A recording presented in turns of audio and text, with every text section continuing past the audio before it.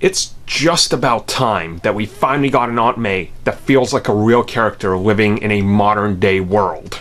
So let's talk about why I think what we see in Spider-Man Far From Home from the trailer is probably my favorite version so far of Aunt May, and why I can't wait to see how her character develops. When it comes to Aunt May, a lot of times she's portrayed as that Spider-Man hating sort of like Jameson Light, you know, and I never really liked that element of it. In the previous movies, in TASM, she was kind of just there because they're like, we need to give her something to do, milk plot and hospital or something, and have her stare at screens of airplanes, and it was like, the Raimi series, I thought, handled it better because it was kind of like set in that weird time period, and I think her character worked for that, but it never made sense to me, honestly, being like, look at this big house and all this, but they're struggling to pay bills. I'm like, dude, you're living in like a mansion in the middle of New York. Look at how good your apartments are, you know, or your house is at the... You jump to the MCU, they're living in a crappy, dingy apartment. Finally, Aunt May has learned Peter's identity, and a lot of people were naturally worried, how's this going to change the dynamic? What's she going to do?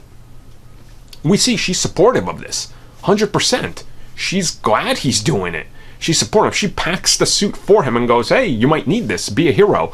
And honestly, that's kind of what you need, right? It's different, yeah, but that's why I like it so much, you know?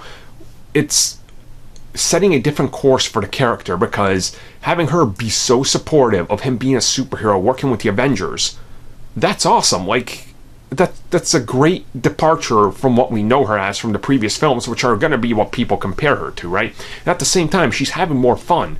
She's more exciting. She's going out there doing outreach, and she's not just sitting at home, you know, being like, oh, Uncle Ben, it's been a decade, oh, like...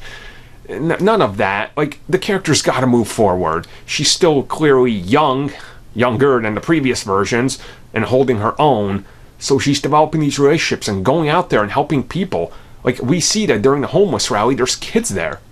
Peter is there to give these kids hope.